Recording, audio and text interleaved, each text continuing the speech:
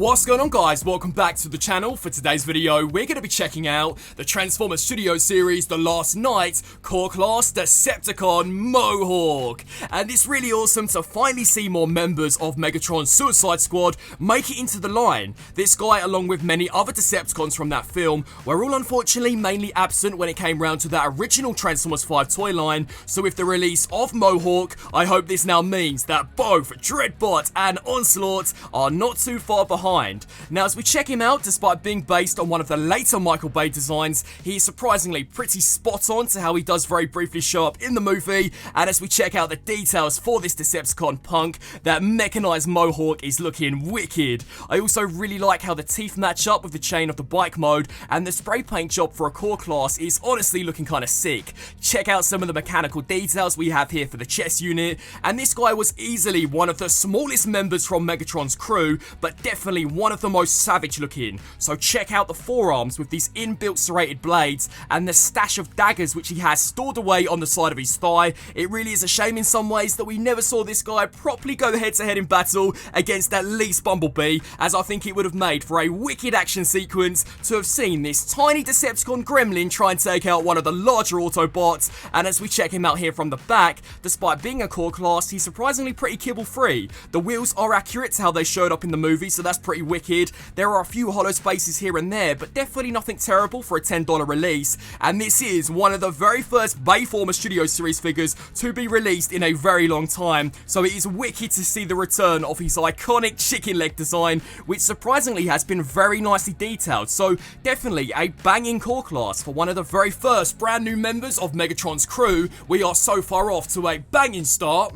Now, as we check out Mohawk's accessories, I can't ever remember this guy actually using any on screen, but the figure does include a tiny dagger. Now, this has been super nicely detailed and sculpted, although it's tiny, so my advice to you guys would be to leave it permanently attached to his hand at all times, because if you were to leave it off the side, 9 times out of 10, unfortunately, you are more than likely going to lose it. But with the addition of this dagger, this guy should now have no issues in killing you guys all later.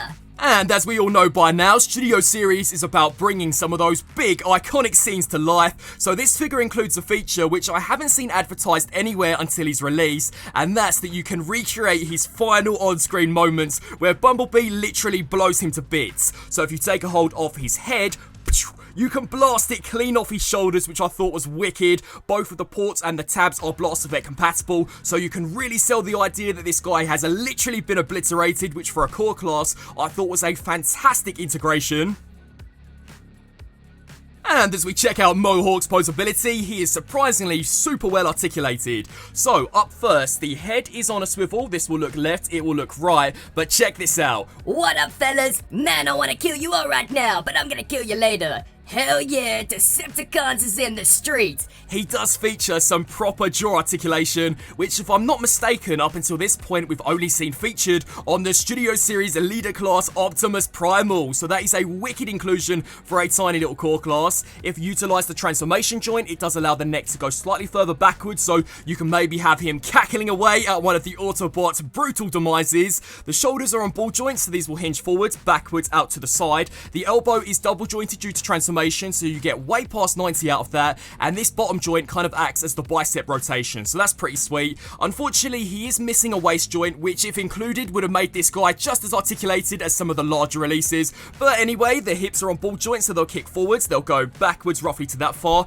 out to the sides. You can kind of bend the chicken legs to straighten them out a little bit, and then crunch them forwards. And then finally, the ankles are also on ball joints, so these will pivot down, they'll pivot up, rotate left to right, and rock side to side. Although I do wish maybe the ball joint could have been placed a little more central, because depending on how you pose this guy, because the ball joint is so far back, 9 times out of 10 he does have a tendency to kind of lean backwards, which can be a little frustrating, but definitely nothing which I think is too terrible. So overall, a very well articulated figure for a core class, and as I said previously, I am hoping that the other members of the crew are not too far behind, because this is a great first entry. Now, to see what this guy is truly capable of, now let's put him through the pose test.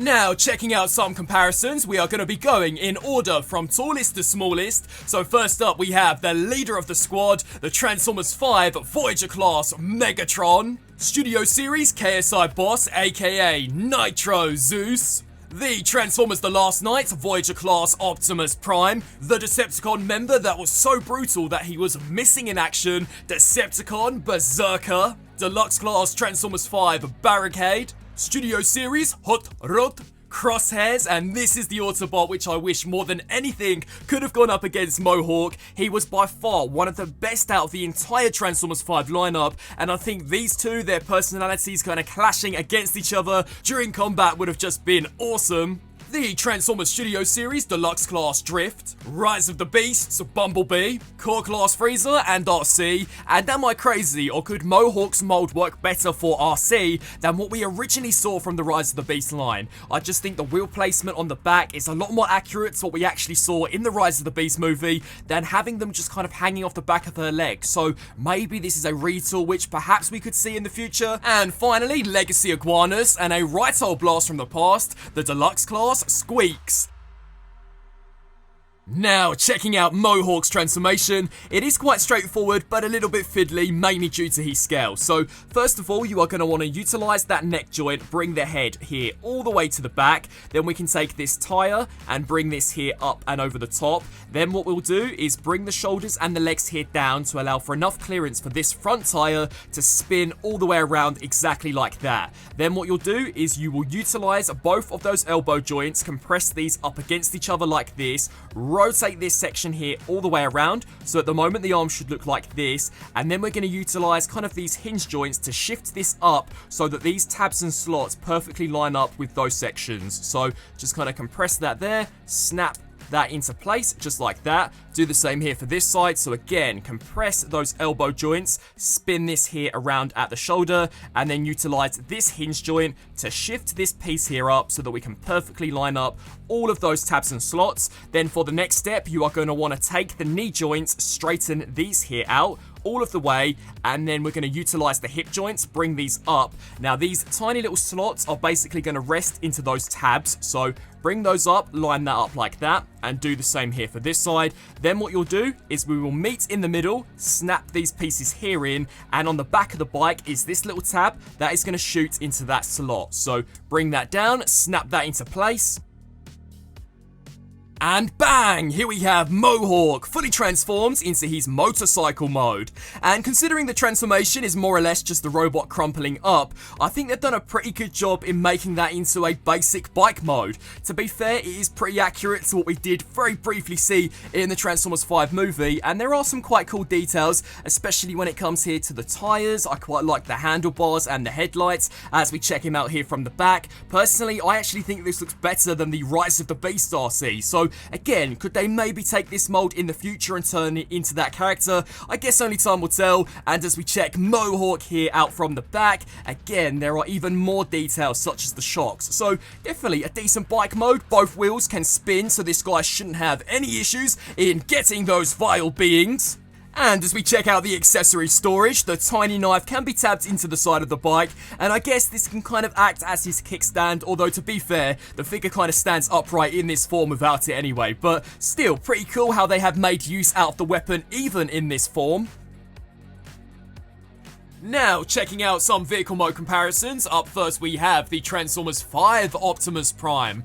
And I think this is one of those very rare cases where the core class motorbike actually doesn't look too bad being stacked up against a much larger character. Here we have the Transformers 5 Deluxe Class Barricade, and again, not too dissimilar to what we actually saw in the movie. The Transformers Rise of the Beast Studio Series Deluxe Class Bumblebee. And then finally we have two motorbikes, so the Core Class RC on the left and the Transformers 5 Deluxe Class Squeaks on the right. So despite Mohawk being roughly the same size as both of these in robot mode, he is considerably smaller when it comes round to the bike mode. So the mass shifting for such a simple transformation, again, I think is very well done, and there is a reason why we need a Core Class Squeaks, because this deluxe version is just way too big. And so, wrapping up on this review for the Transformers Studio Series Core Class Transformers 5 Mohawk. It's wicked not only to see the Bayformers back for Studio Series, but some characters which are actually based on that Transformers The Last Night movie. Mohawk, unfortunately, was one of the many characters missing from that original Transformers 5 toy line, and I think Hasbro have done a pretty good job with this release. The robot mode looks very accurate to how he does briefly show up in the film, and the details are sick, especially the spray painting. Articulation isn't bad either, you know, for a smaller release. He's actually packing quite a few joints, and I love the gimmick of how you can recreate his final moments on screen, where you can basically blow him to bits, pop his head clean off, to recreate when Bumblebee destroys this guy. Transformation super straightforward, and the bike mode, whilst he's basically just the robot curled up into a ball, is pretty effective. Definitely does match the bike mostly to what we saw in the Transformers 5 movie, so for a core class release, a figure which only retails for around about $10 to $12, this definitely gets a recommendation from me, and I'm hoping that with the release of Mohawk, some of the larger characters, which again were also absent from that Transformers 5 toy line, can find their way into Studio Series. I would love to get your thoughts on this figure down in the comment section below. What do you guys think now that we finally have Mohawk to add to our collections? I want to thank you all so much for watching, and until my next review, transform and roll out!